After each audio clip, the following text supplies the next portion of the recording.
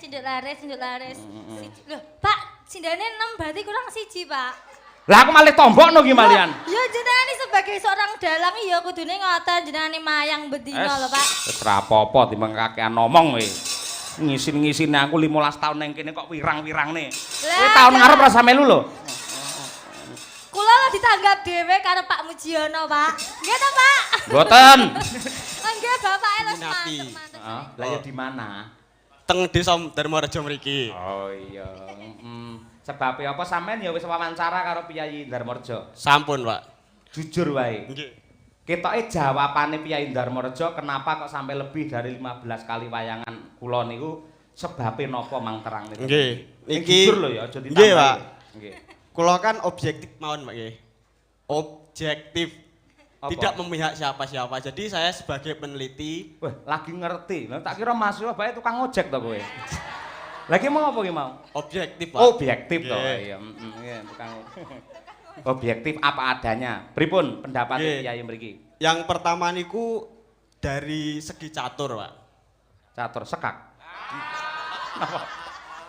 Catur bujeng, Pak. Run ndredeg teng mriki. Ora. Ben rodok santai sampean lho. Catur ki apa sampean lak ya Catur niku segala sesuatu di dalam pakliran yang memuat dialog, ginem, pocapan dan janturan, Pak. Oh iya, pokoknya bahasa yang diungkapkan oleh dalang itu Nggih. catur. Catur, nggih. Iya. Dari informasi yang saya wawancarai dari warga masyarakat sini, bahasane jenengan niku sederhana, Pak. Sederhana. Nggih. Ora mung bahasane, regane ya sederhana. Khusus kangge Darmarejo. Oh, nggih. Mergo aku pisanan mayang teng Medion teng mriki Mas Hafid. Nggih. Nggih, terus dari segi apa itu? Lakon itu memuat amanat yang baik bisa diserap oleh masyarakat mriki, Pak. Jadi warga masyarakat mriki itu suka dengan lakon yang banyak amanat, banyak pitutur seperti itu, Pak. jadi warga masyarakat ini menyerap amanat yang terkandung di dalam lakon. Nggih, hebatnya itu seperti itu, Pak. Nggih. Jadi tidak gimana ya, mboten nonton kok sindene sing ayu-ayu. Mboten kok nonton lagu-lagu nanging gimana Pak ya? Adil dalam artian ada yang nonton lakon, nonton lagon dan lelucone jenengan ngoten. Nggih, nggih. Ini yang kita tidak perlu menutup mata. Nggih, Pak. Sak perangan gede 50% bahkan lebih yen gelem ngakoni lho. Teko teng mriki butuhe mung arep mentelengi sinden ki ya akeh. Nggih, Pak. Jujur mawon Bapak Ibu. Sing teko kene butuhe nyawang sinden wong ya teko. Lho, ngaku kabeh. Nek ora masalah wong pancen kuwi vitamin. Ayo. Apa-apa. Terus apa neh? Dari pembagian waktu, Pak. Waktu. Nggih. Waktu niku penting karena apa? Penonton itu kan heterogen, Pak, berbeda-beda tujuannya ke sini ya seperti jenengan aturaken wau. Jadi pembagian waktu itu harus diperhatikan. Jejer sementen, limbukan sementen, perang gagal sementen, goro-goro sementen itu sangat diperhatikan oleh masyarakat mriki. Oh, ngaten. Nggih, padha kula ngedum teng sinden yoga ngono ya kula pitung sing pas ngono ya pas padha karo wong kene to ya. Nggih. Ning anggere neng kene iki bareng tak dum aku ora aturan dhewe. Ning ora masalah wong karo bola ya to, Fit. Iya, Pak. Selanjutnya apa lagi? Dari selanjutnya niku kepribadian dalang, Pak. Wah, iki sing ngeri sing medeni iki. Ndi Mas Hamil? Rungokno Mil, iki lho Mil. Nggih. Dari kepribadian itu jenengan sangat dicintai oleh masyarakat mriki, Pak. Jenengan niku piyaine kalem, grabyak kados mekaten. Iya. Wah, ampun anu, Pak. Apa? Ampun bombong. Ora bombong, aku dilem ngono wis biasa bangsa kaya ngono. Apa gunane do ngelem lek ora nyawer, ya to, Fit? Iya, ngono kuwi ora ana gunane. Kali wingi niku kula wawancara ta, Pak. Jenengan niku pertama kali teng mriki niku rambutnya sik gondrong, Pak. Ternyata pacare jenengan dokter, Pak. Apa-apa? Pacare jenengan niku dokter. Kuwi aku mbiyen wis lali bangsa ngono kuwi, lali. Ngapunten lho, Bu. Pasline nek mbiyen Bu Kesi tak pacaki dokter ngono lho. Sik, Mas David. Iki aku malah lagi ngerti. Lho iki informasi anyar kanggone Bu Kesi. Nggih. Bener Pak Cahya pacare dokter sadurunge karo Bu Kesi. Nggih. Sopo? Wong endi? Ngapunten Bu, kula kan wingi namung di napa dawuhi, "Pak niku teng mriki pertama kali niku malah rambutnya gondrong niku mobilan kalih dokter ngoten niku." Informasi saka sopo? Informasi Tur saka ngene, Pak Bu sopo? Kesi. Sik. Kula malah di Anu Fit, liyane Fit. Itu enggak sejarah. Sampean informasi saka bapak sopo? Engko tak golekane priyayine.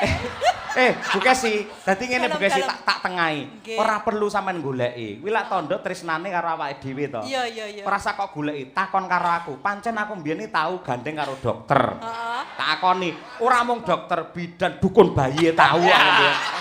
Nah, ngono kuwi. Ora masalah itu kan masa lalu kaya Banuwati mau lho, ya ora masalah. Yang penting kita Bu Kesi, kita membuat lembaran yang baru yang indah merekah bagaikan di surga. Ngono kuwi. Ngono kuwi. Ya, aku pancen lek wis mbok rayu kaya ngono ki atiku gogloh kok, Pak. Sumpah wallahi demi Allah. Sithik ya Bu Kesi, sithik ya. Pas aku pacarku dokter mbiyen, nuwun sewu lho. Aja mbok bolak-baleni. Sithik, aku iki tau manyang neng kene iki ndelalahi masuk angin, arep disuntik. Tak suntik ya Mas. Jangan, aku saja yang nyuntik. Terus Fit, huk terus huk. Terus apa nih Fit? Ayo. Nggih. Terus saking pripun nggih Pak, jenengan kalih dalang-dalang lain kan kula nggih membandingkan kepada masyarakat niku lho. Bandingne Pak, apa nih? Dari segi sabetan dan lain-lain lho. Kan ngapunten nggih Pak. Kan dalang nika lebih anu sae Pak, sabetane kok mboten milih nika kula ngoten iki. Ternyata nu malah mboten tertarik Pak. Iya. Mboten Mas, mriki niku malah mboten pati ngemakne sabetan ngoten. Oh. Jadi sabetan niku nggak perlu yang berlebihan, yang penting niku saged terep kalih wangun ngoten Pak. Oh iya. Sampeyan lak ya dalang to. Nggih Pak. Khusus sampean aja ngomong liya lho ya. Nggih Pak. Tak bocori. Nggih. Ben diasi karo desa ngendi upamane Wates apa Bonagung utawa Iya. Darmareja. Lek sampean mayang pisanan bersih desa ning desa kono. Nun sewu, saka papat ki uyu ana kabeh. Ora guyon Fit. Nggih, Pak. Ngono ya. Ada lagi? Cukup Pak pun dredeg kula. Oh iya wes. Terima kasih, ini adalah putra daerah dari Mejayan Mas Hafid. Tepuk tangan untuk Mas Hafid. Sudah mengangkat harkat martabat budaya adat yang ada di Darmareja. Kene ya Fit. Matur suwun Pak nggih. Nggih, matur nuwun. Mas Hafid luar biasa. Ya. Coba aja dipleroki pamundhute Pak Mujono. Ya, kaya apa? Ya Mas Noval saking jenengan Mas. Yo. Atur Bapak Dr. Andes Mujono MSI. Aja dipleroki. Dados. Budaya asli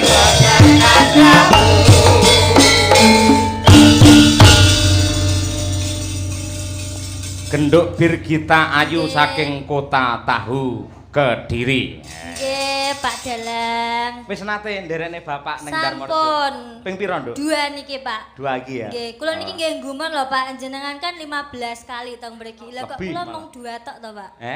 Kula kok mung ping 2 tok. Kowe kelahiran tahun piro? Kowe lahirmu lagi ya. Aku iki lahir kuwi tahun 1000. Ayo. Tuwek pun to, Pak jenengan, Pak? Lah iya wong ya ora apa-apa. Kaya ngene iki Bapak Ibu Darmareja len tresnani karo budaya. Piye pendapatmu ngono iki?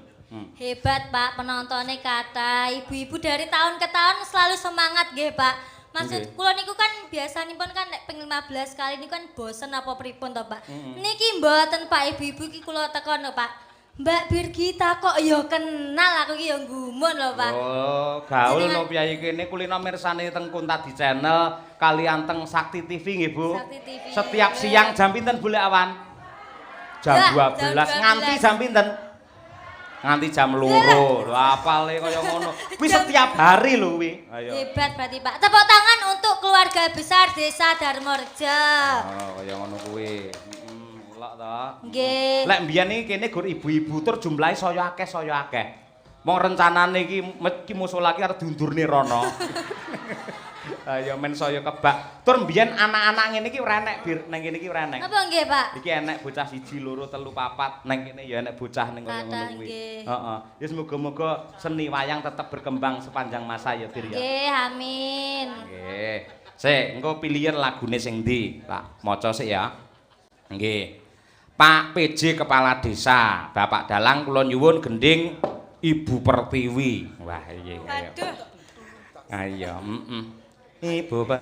Ugi assalamualaikum warahmatullahi wabarakatuh. Waalaikumsalam. Sugeng dalu Pak Dalang lan sedaya kru Madangkara. Badhe nyuwun lagu Langgam Sri Huning Slendra Sanga jineman kandhek pelok 5 ingkang badhe nyekar Zakira nderek ajar kendel Pak Dalang nembe kelas gangsal mlebet niki. Enten kirangi nyuwun pangapunten sembah nuwun Pak Dalang saking kula ibu-ibu Darma Selatan ingkang wonten sakidulipun panggung nggih Bu. Mangke kula aturke jangan kuwatir nggih. Saking ketua LAD Darmareja nyuwun Bang Wetan. Mangke kula aturaken. Ha nggih. Sik nggih. Ugi saking Bapak Suradi mantan kepala desa Darmareja. Assalamualaikum warahmatullahi wabarakatuh. Waalaikumsalam. Sugeng mangkarya Mas Cahya Kuntadi mugi-mugi pinaringan lancar slamet kanthi rahayu widodo kali saking Sambikala. Sakbadane makarya ugi katuran pinarak wonten gubuk kula Mas Cahya nyuwun pangapunten kangge tombo kangen kula nyuwun gending podang kuning. Matur sembah nuwun tertanda Pak Suradi. Ha nggih. Ugi saking Bapak Kepala Desa Bon Agung Mejayan. Assalamualaikum Pak Cahya Kuntadi. Waalaikumsalam. Nyuwun gending pepiling. Gending menika kagem para tamu undangan saha sedaya warga Darmareja. Wabil khusus kagem Mas Kades Darma. Mugi pagelaran wayang dalu menika pikantuk berkah saha kelancaran saking Allah Subhanahu wa taala. Jumbuh kalian hajatipun sedaya warga Darmareja. Pangapunten dalem mboten saged sowan undanganipun Mas Lurah Darmareja awit dalem nembe mboten enak badan. Nggih. Sampun kesupen tanggal 3 malam 4 Agustus wonten Kebon Agung. Nggih, siap Pak Lurah. Enggal sehat Pak Lurah. Nggih. Piye pedang kuning? Lah niku enten sing tasih ditutup niki lho Pak, dereng. Endi to? Iki lho Pak. Sing ndi? Sing kandel iki lho. Iki lho. Lah. Mripatmu ya roh ae to. Ya roh Pak, angger kandel aku seneng. Oh iya, sik. Sabar. Kowe angger ngerti amplop ngono raimu malih kaya kotak amal ngono. Assalamualaikum warahmatullahi wabarakatuh. Waalaikumsalam. Katur Bu Cange mugi tansah pinaringan sehat lancar rezekinipun. Amin. Ugi barokah sedayanipun kru lan ugi Bu Kesi dan kawan-kawan. Nyuwun gending selendang biru digantos selendang putih. Ki piye to ki maksude iki? Ha iya apa iki maksude? Ayo selendang putih. Ayo nggih. Mekarlah bunga terate. Wah nggih. Salam kagem Mas Ketua Ranting Bapak PJ Darmareja. Nggih. Ugi salam kagem sedaya keluarga besar PSHT. Matur sembah nuwun. Wassalam dari tim parkir. Ah kuwi Fir. Lah itu belum. Mripatmu apal men to? Ya aku ya apal lho Pak. Wis tak waca ki mah lho. Mari kangen karo aja dipeliroki kok Pak Mujono. Piye njaluk dibuka ngono piye? Senembang sinten? Mau mari kangen senembang sinten? Mbak Tuti no. Sinden apa dudu Pak? Sinden. Berarti ya duite dienggo sinden. Duit sing ndi maksudnya? Ning jero kuwi lho Pak. Loh, ngono ya saka Pak Mujono lak diparingne aku, ya Nggih. to. Bar kuwi engko perkara tak nene sinden utawa ora kan iki tergantung aku. Sampai jenengan nembang mboten? Ora nembang. Lah iya berarti kan duitnya dienggo sing nembang. Loh. Enten lho Pak tulisane teng ngriku. Endi to? Aku ki yo Tak ketok. wacane Pak. Nggih. Sugeng dalu Pak Dalang nyuwun gending mari kangen 2 aja dipleroki kagem sedaya pamiarsa ada saweran 500.000 untuk Mbak Sinden terkhusus Birgita 1 juta Pak iki lho Pak 1 juta Set to sik bir aku mripatku tek ra roh iki endi to iki? ya Allah Pak kae lho Pak Saking Bapak Dr. Andes Mujono MSI sik tak padangke sik. Aku iso ra roh 1 juta iki nang endi to? Wakil Ketua DPRD Kabupaten Madiun jelas toh? Nggih, nggih. Ayo. Sugeng dalu Pak Dalang nyuwun gending mari kangen aja dipleroki. Kagem sedaya pamirsa, ora neng liyane. Enak, Pak. Endi to? Teng mriki lho, Pak. Iki lho, Pak. Iso dhewe cilik nganti ra ketok. Oh, 1 alah. juta untuk Mbak Birgita. Oh nggih, menika wonten arta sekedhik minangka tandha tresna khusus Pak Dalang mboten kangge sinden. Siap. Loh, ora ngono, Kak. 1 juta. Lah piye? Kuwi ya tulisane, Pak, dinggo Birgita 1 juta, dinggo Mbak Sinden ki 500 dadi 1.500.000 isine wi, Pak. Jenengan buka to. Jangkrik aku esuk mulih tombok carane ngono kuwi. Ya ora. Sik. Wah, iki bahaya iki. Jono iki jujur, Nah, Pak. iki tak buka wis seksine ya. Heeh. Nah, tak hitunge amit 1000 ya. Iki siji lho. Kurang 1.300.000, Pak. Oh, alah arep ngemis to kowe. Ngisin-ngisini ora. Sinden kondang lari sok ngemis ora. Lho. Saweran iki duwite sinden, Pak. Piro iki piro? 200. 50 to? 250 to. Ya to, siji loro 250 to? Iya, 250. Ya, iki 150 nggih kowe. Dah, langsung 100. Lho, sing jenenge pembayarane ngangge pajak rumah samu piye? Jenengan dalang mboten, Pak? Dalang. Sugih mboten? Biasa. Sugih ora? Ya wis lumayan. Sugih lho Pak, jenengan kula dengakne sugih niku amin ngoten lho Pak. Amin. Lah berarti kuwi 100 sira kangge Pak, dinggo sing kaum-kaum membutuhkan iki. Oh iya. Nyoh panganan kono ya wis. Ayo. Cinduk laris. Lho, Pak, sindane 6 berarti kurang 1 Pak. Lah aku malih tombokno ki malian. Ya jenengan sebagai seorang dalang ya kudune ngoten jenengan mayang bedino lho Pak. Wis ora apa-apa timbang kakean ngomong kowe. Ngisin-ngisine aku 15 tahun nang kene kok wirang-wirangne. Kowe tahun ngarep rasa melu lho. Kula ditanggap dhewe karo Pak Mujiono, Pak. Nggih to, Pak? Mboten. Nggih, bapake lho mantuk-mantuk Pak ini Iya, CS wah, kali wis kula. wis. Iki malih. Kurang piro? 50.000. Susuk 50 nyo. Ya gak usah susuk. Iki jane sinden kok copet ora. Ya ben ora apa-apa. Ora masalah. David, lah ngene iki aja mlebone penelitian lho ya. Figur menghibur. Ayo milih apa? Tembange sing ndi? Ayo kudu sembodo lho. Niku wae enten podang kuning. Heeh. Nggih, podang kuning kemawon, Pak. Sing apik lho ya. Iya ya, Pak. Nganti elek. 350 tok. Ayo. Nganti elek tak tarik 700. Lah kok malah 700 to, Pak. Heeh, sak gajimu katut minggu. Aja to, Pak. Iya. Nembang sing apik, Bir. Ayo, Bir. Bawani, ayo. Nadyan wujud temong paksi. Carane ngene ra sido bathi aku, Hes. Ya Allah, Pak, jenengane dalang sugih duit 350 ya ramjanan. Aku ora ngomong karo awakmu, aku ngomong karo aku dhewe. Oh, tak Nyaut-nyaut kira karo senengane aku. ora. Ayo. Nanu. Nanu.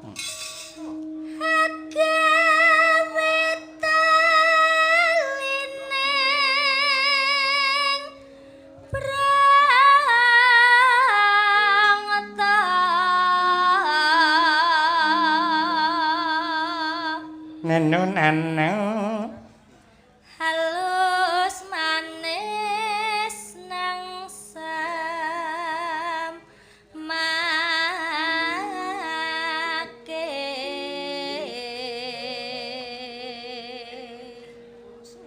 Ayo, bocah ya ayu ora masalah.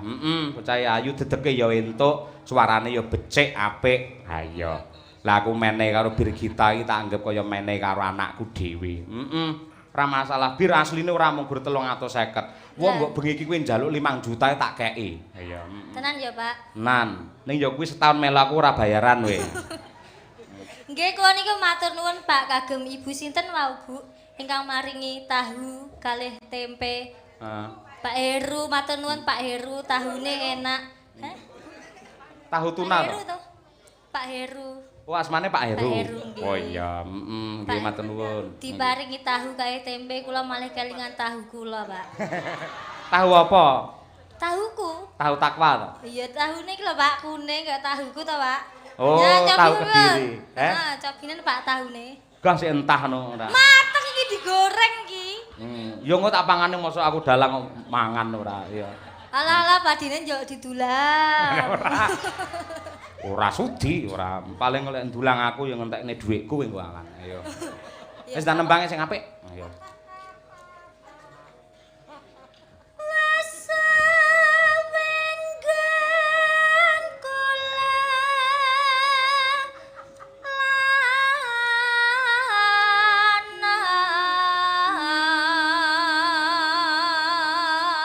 Nona.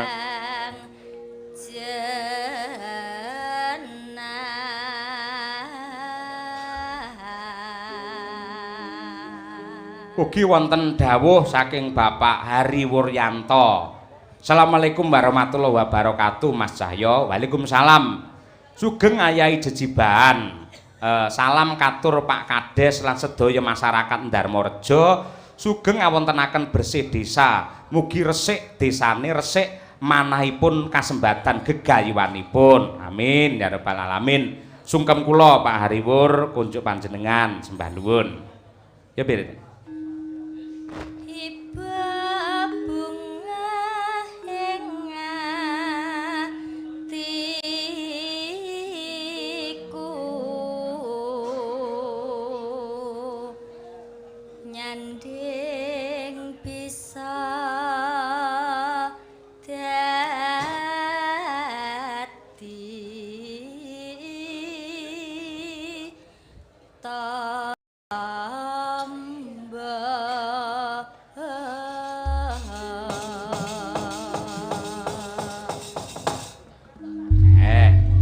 Monggo podang kuning dipun aturaken. Duka celuk saka sampean Mbak Birgita. Yuk, tarik. Terima kasih Mbak Birgita. Ya. Lah sak menika engko ndak selak ngantuk genduk Zakira. Ayo ingkang kelas gangsal SD menika monggo minggah wonten panggung mriki. Ayo. Mbak Zakira ini adalah generasi hebat dari desa Ndarmareja. Tur calone sing ditembangke iki ora sembranan, jineman kandhek e. Ayo. Nggih disupoti ngangge panas-panas mlaku Mas. Iki lagu kase Piyayi Madiun. Madiun Jakarta janji rukun tetep merdeka. Ya. Mangga nggih ngurmati anak wedok. Dados.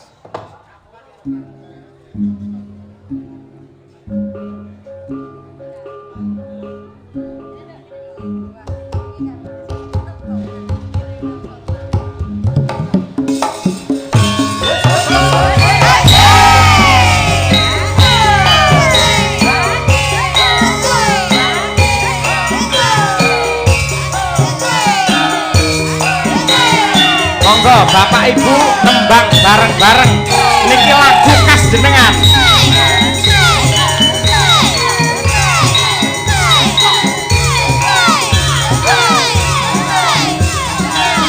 Kerangin yo. Bareng-bareng yo. Monggo Bapak Ibu yo. Panas-panas mlaku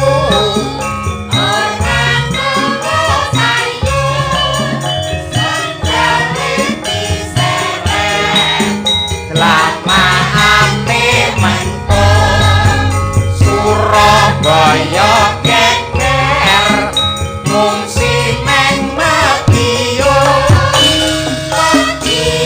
Jakarta janji rukun tetap merdeka.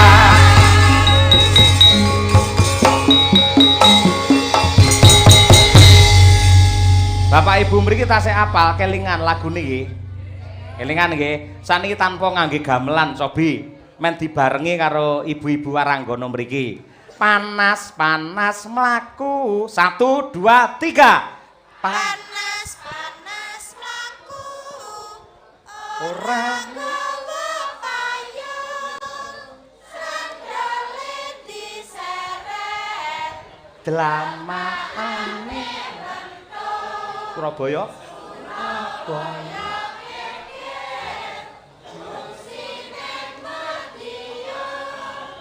Madiun Jakarta janji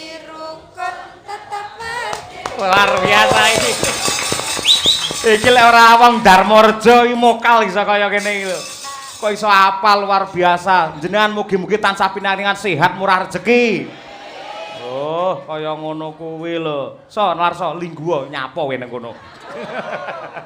Ayo Bu jenengan elok luar biasa. Genduk sapa mau jenenge? Zakira.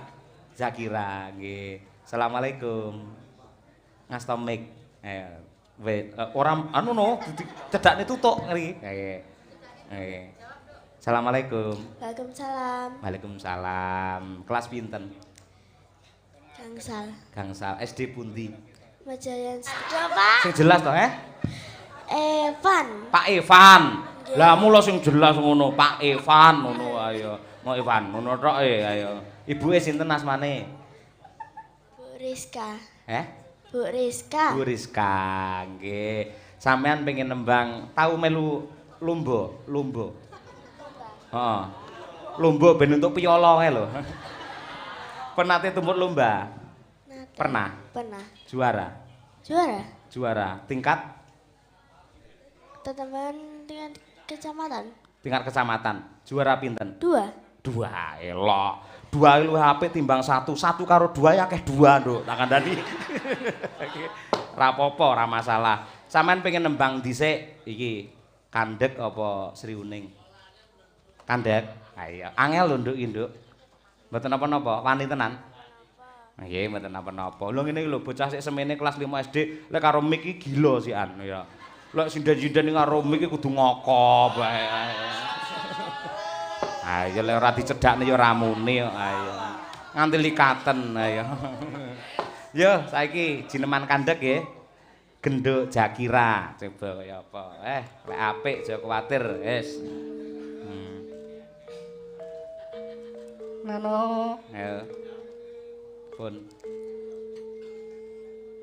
Woteng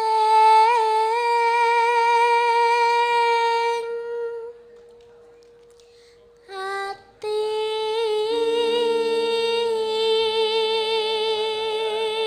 Luar biasa ya, halus suarane apik tenan nggih. Elak tenan. Terus Nduk, ali-alimu ya Mas kuwi Nduk. Mboten ora apa-apa ora kudu ngangge Mas nggih. Nek ngangge Mas padha karo ngundang copet ngono nggih. Nano. Yo. mong sira wong mari. Tepuk tangan luar biasa iki. Wah, elok tenan Cahayu. Mboten sik tak takon sik. Sing ngajari sinten? Gurune jenengan sinten? Pak Yoni. Pak Titiyoni Gondoyoni nggih. Pak Yoni Barata. Nggih. Oh, mbiyen iki penabuhe Pak Cahyo Kuntadi mbiyen. Ning saiki pun dadi guru, pun dadi dalang hebat wonten mriki. Nggih. Manut ya karo gurune ya. Nggih. Rata-rata orang sukses ketika tidak terbercik pikiran jelek maupun negatif, bahkan meremehkan kepada guru. Yen sampean pengen mulya, hargai, hormati gurumu dan selalu doakan gurumu, ya. Nggih. Engko iso sampean iso uripe saya penak. Gaya ali-ali ora mung gembreng ngono kuwi masuk bakal ya. Nggih, aku iki karo bocah ini gampang welas. Jane karo Birgita iki aku jane ora ikhlas mau. Nek karo cah semene iki nyonduk. Niki pinten? Kosik to alon-alon sik. Kosik takon niki pinten? 200. 200. Nggih. Sampean lek sekolah sangune pinten tiap hari? 10.000. Kakean berarti iki ya. 200 nggih. Ning niki mboten anu ditabung nggih, ditabung. Lek perlu tumbasne buku, alat tulis utawa tinggi bayar SPP utawi napa kemawon sing positif, ngoten nggih? Kangge jenengan. Purun? Purun. Kok mboten purun? Purun. Nyapa mboten purun? Oh iya aja merengut kaya ngono, nyok. 200 ngono. Napa? Salim oh iya. Ning arep nembang Sriuning apa ora? Nggih. Nah, ya lek gelem Sriuning kok tak tambahi 20. Saiki lek Sriuning sampean gelem ora? Jumeneng nang kene. Ora perkara piye-piye, ora babakan tata krama ning uji mental karo ngadeg wani ora? Jumeneng, berdiri. Wani ora? Lek wani tak tambahi 200 engkas engko. Ayo. Ngono kuwi. Mergo aku bar kecewa ndi Ibu Kesi iki aku nguadeg suwi malah dhek ning pasar kok ayo. Nggih, pripun? Siap nggih? Nggih, Sri Uning. Nggih, kaya apa? Kan. Elok. Zakira. Nggih. Nama lengkapnya siapa ta, Nduk? Zakira Nadifatul Azhara. Siapa? Alon-alon men jelas. Zakira Nadifatul Azhara. Nadifatul Azhara. Azhara. Apa artinya itu? Gak tahu. Oh, yes. Bener. Top. Ayo, sing kudu ngerti lah bapak ibumu ya. Ah, sempetnya bengi iki kowe golek dhuwit ngene ning karyane sapa? Bapak sampean. Lah ya Pak kuwi sapa? Mbah Wagiman apa sapa kuwi jelaske. Mbah Sukron. Sukron sapa? Suwondo. Elok, tambahi. Ya. Lah, ya. Engko nembange sik tambah 200 ngono ya. Nggih. Ning tulung engko nganti wayangan rampung aja lunga, engko tak jaluk separo ya. Ora, Za, ora. Ya, coba. Nggih. Lha kaya arep maca Al-Qur'an ae, Za. A'udzubillahi minasyaiton. Mboten apal ta, Nduk? Mboten apal. Sekedhik wis maca ora apa-apa, ya ora masalah. Nggih, yuk. Nano semanten. Yuk.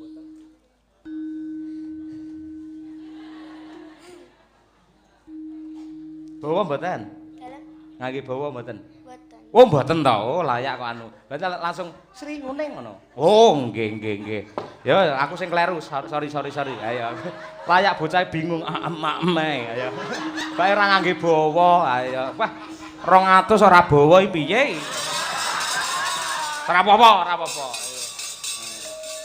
Sri Uning mus ngono ya. Nggih, coba. Ya.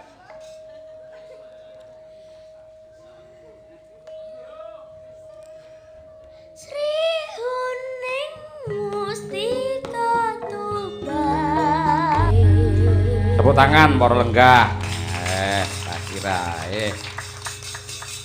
Nduk. Nah. Iki Sri Uninge nggih. Pun nggih. Nggih, taun ngajeng pengen nyumbang bawa melih mboten nembang melih mboten. Nggih lho. Ning ya kuwi taun ngarep 150 ya. Napa-napa, pokoke belajar terus semangat ya, Nduk ya. Semangat, ya. Ya, kuwi salim karo Mbak Winong barang kuwi dikumpliti kaya kuwi. Kuwi karo Mbak Bir Bintang kuwi. Kaya. Kuwi karo nenek. Ayo. Kuwi Nyai Ronggeng. Ayo. Terima kasih. Nggih, matur sembah nuwun nggih. Luar biasa. Darmareja iki pancen desa budaya tenan, piyayine nyeni. Ha iya.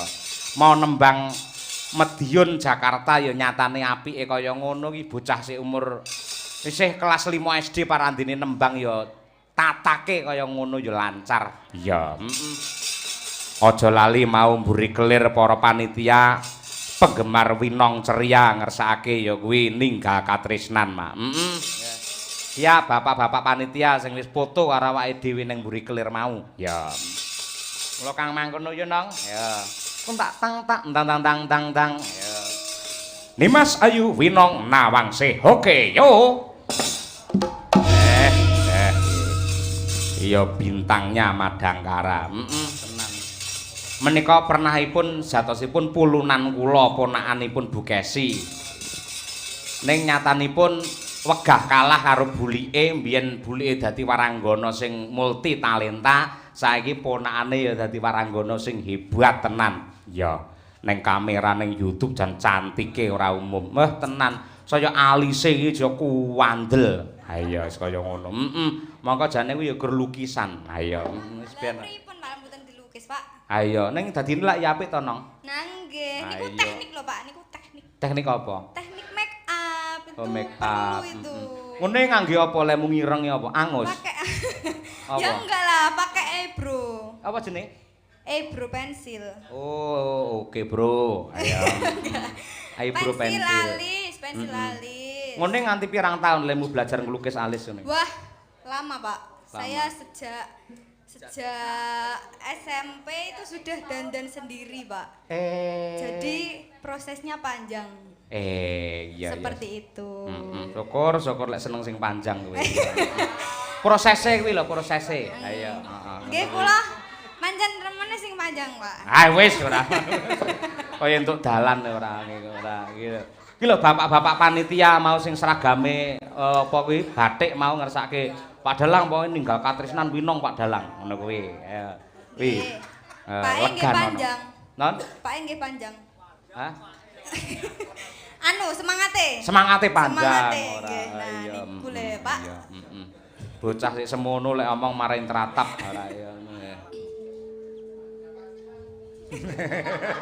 Buri kelir ya budaya wis panjang-panjang. Ayo. Ayo. Ya nang.